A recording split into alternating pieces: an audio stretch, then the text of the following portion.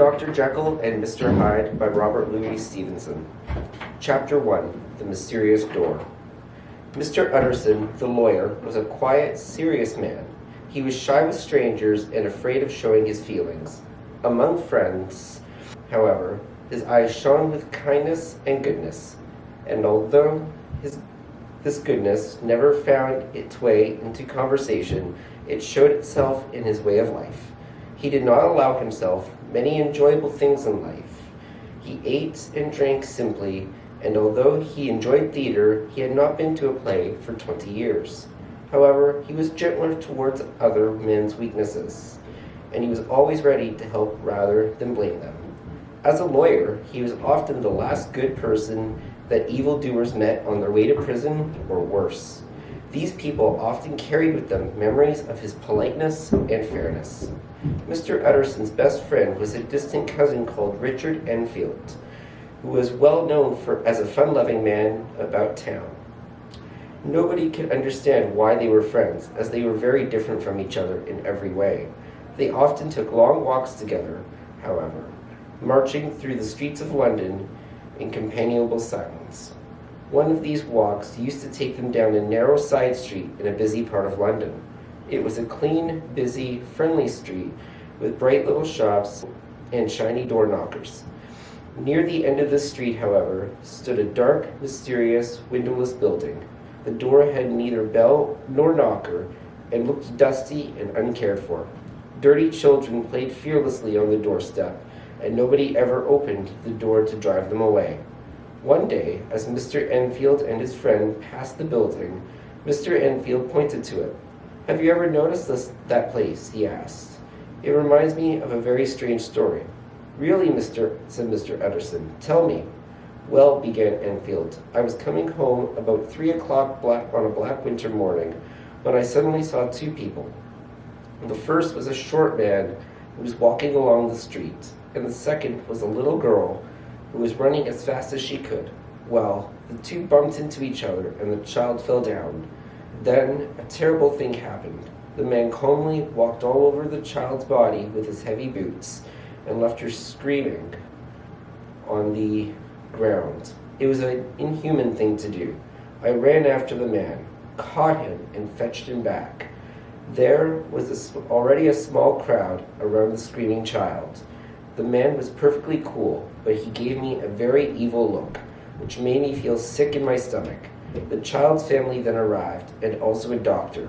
The child had been sent to fetch the doctor for a sick neighbor, and was on her way home again. The child is more frightened than hurt, said the doctor, and that you would think was the end of the story. But, you see, I had taken a violent dislike to the short man, who had the child's family. That was only natural. But the doctor, who seemed a quiet, kindly man, was also looking at our prisoner with murder in his eyes. The doctor and I understood each other perfectly. Together, we shouted at the man and told him we would tell his story all over London so that his name would be hated. He looked back at us with a proud, black look. "Name your price," he said. We made him agree to £100 for the child's family. With another black look, the man led us to that door over there. He took out a key and let himself into the building. Presently, he came out and handed us £10 in gold and a check for £90 from Coote's Bank. The name on the check was a well-known one. "See here," said the doctor doubtfully, "and this isn't usual for a man to walk into an empty house at 4 in the morning and come out with another man's check for nearly £100. "Don't worry," said the man with an ugly look. "I'll stay with you until the bank's open and change the check myself." So we all went off, the doctor and the prisoner and myself, and spent the rest of the night at my house. In the morning, we went together to the bank. Sure enough, the check was good and the money was passed to the child's family. "Well, well," said Mr. Utterson. "Yes," said Enfield. "It's a strange story. My prisoner was clearly a hard, cruel man, but the man whose name was on the check was well known all over London for his kind and generous acts. Why would a man like that give his check to a criminal?" "And you don't know if the writer of the check lives in that building?" asked Mr. Utterson. I don't like to ask, said his friend. In my experience, it's not a good idea to ask too many questions, in case the answers are ugly, violent ones. But I've studied the place a little. It doesn't seem like a house. There's no other door, and the only person who uses that door is the man I just described to you. There are 3 windows on the side of the house, which look down onto a small courtyard. The windows are shut, but they're always clean. There's a chimney too, which is usually smoking, so somebody must live there. The 2 men continued on their walk. Then Utterson broke the silence. Enfield, he said, you're right about not asking too many questions. However, I want to ask the name of the man who walked over the child.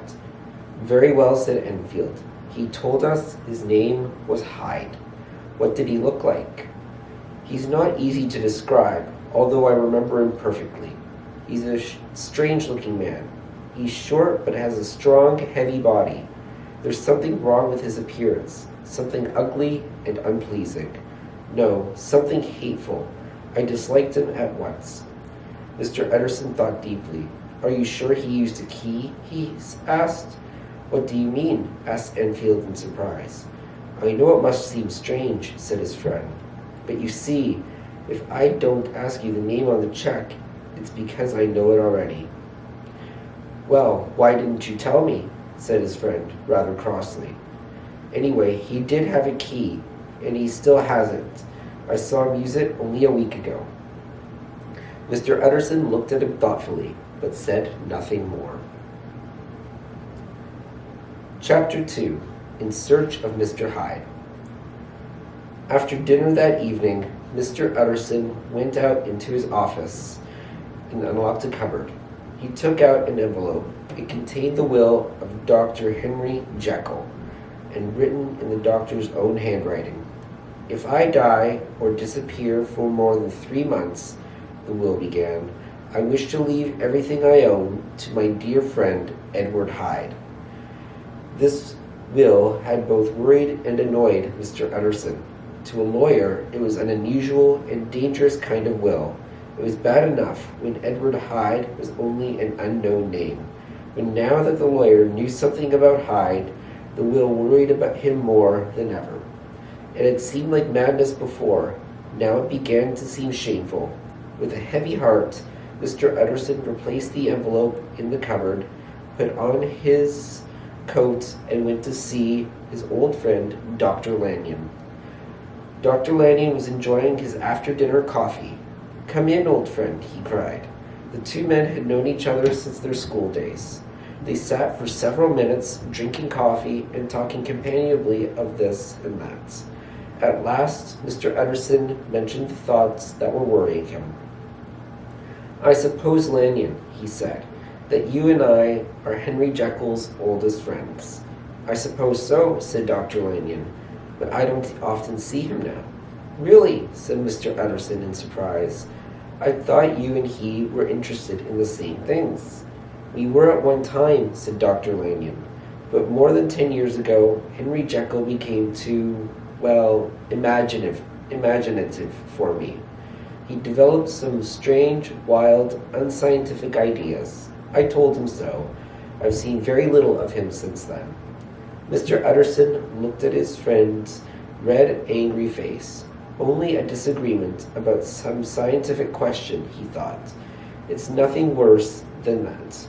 Calmly, he continued, Did you ever meet a friend of Jekyll's, a man called Hyde? Hyde, replied Lanyon. No, not ever.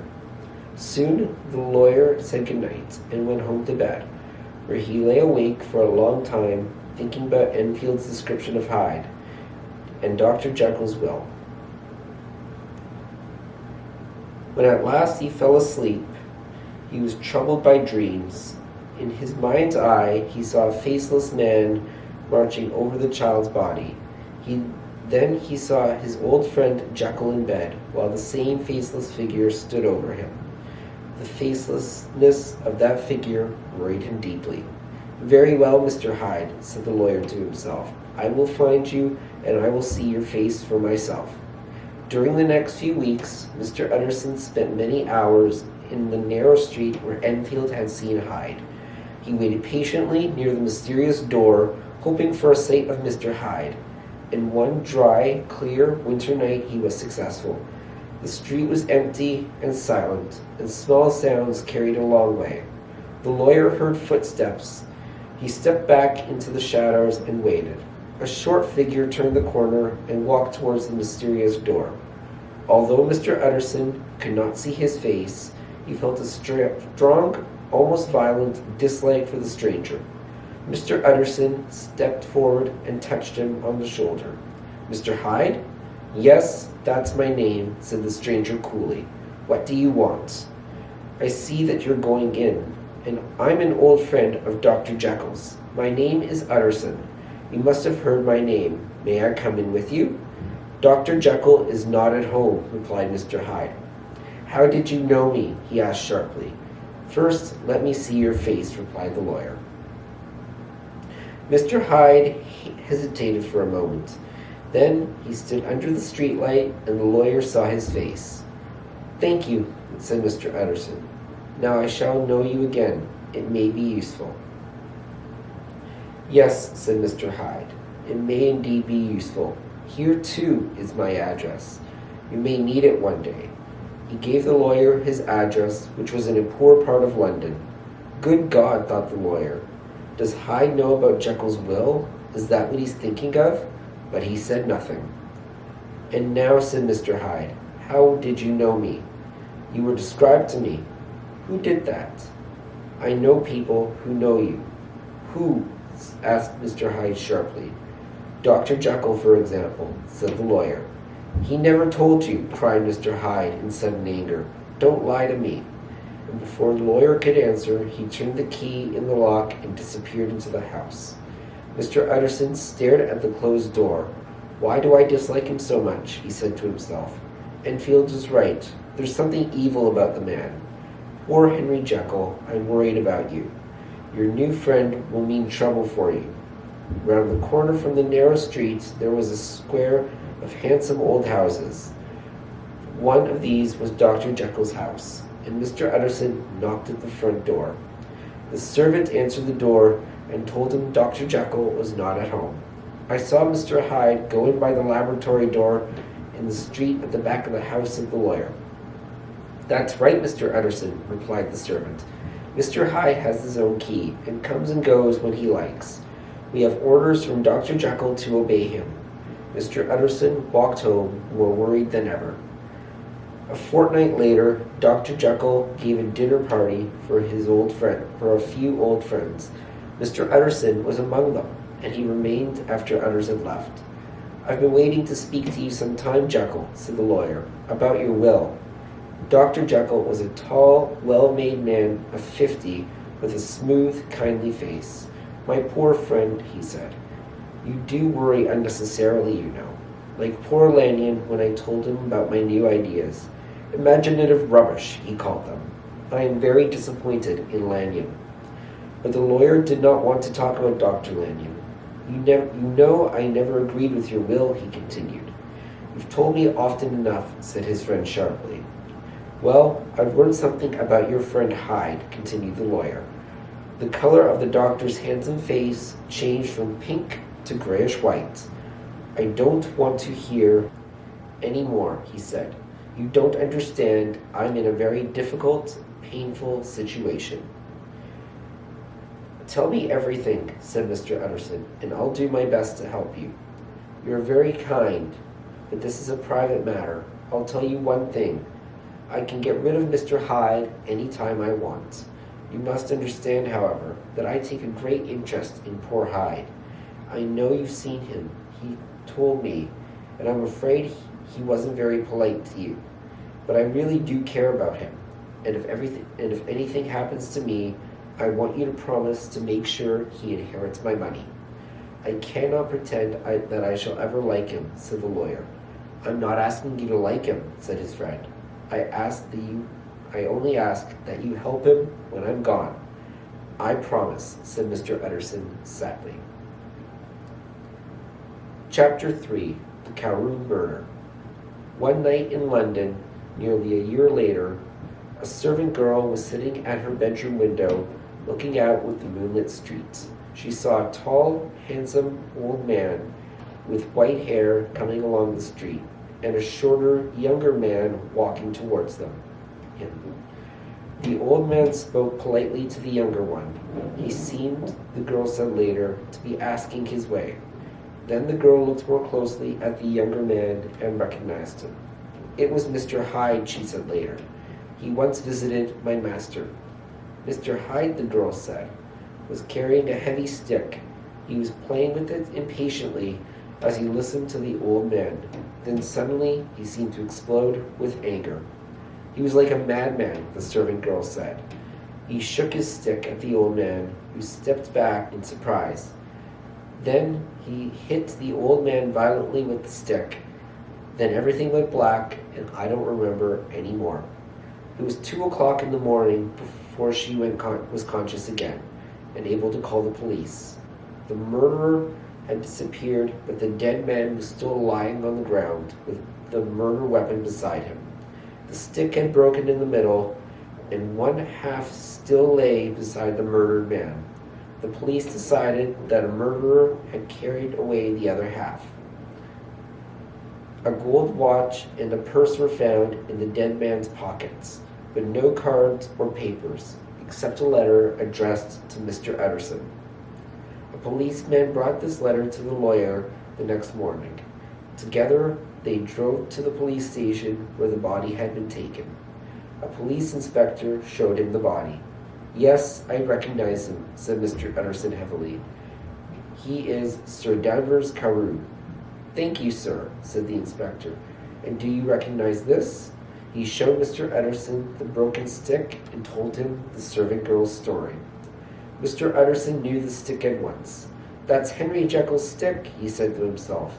"I gave it to him long ago. Is this Hyde a short, evil-looking man?" he asked. "That's how the servant girl described him, sir," agreed the inspector. "Come with me," said Utterson to the inspector. "I think I know where he lives." Mr. Utterson led him to the address on Mr. Hyde's visiting card. It was in a poor part of London, in a dirty street full of cheap bars and eating houses. This was the home of Henry Jekyll's favorite friend, the man who would inherit Jekyll's £250,000. An old servant opened the door. Under her silvery hair was a smooth face with a false smile, evil eyes, but she was polite enough. "Yes," she said, "Mr. Hyde lives here, but he's not at home. My master came in very late last night. He left again after only an hour." "Was that unusual?" asked the inspector. "Not at all," replied the servant. "He's often away and frequently stays away for months at a time." "We would like to see his flat," said Mr. Utterson. "Oh, I can't do that, sir," began the servant. "This gentleman is a police inspector," said Mr. Utterson. "Ah," said the servant, looking unnaturally pleased about it. "Mr. Hyde's in trouble? What's he done?" Mr. Utterson and the inspector looked at each other. "He doesn't seem a very popular person," said the inspector. He turned to the servant. "Now please let us in and we'll have a look around." Mr. Hyde had only 2 rooms in the house. These were extremely comfortable and in excellent taste, with beautiful pictures on the walls, rich carpets on the floor. Everything was wildly untidy, however, and the fireplace was full of half-burned papers.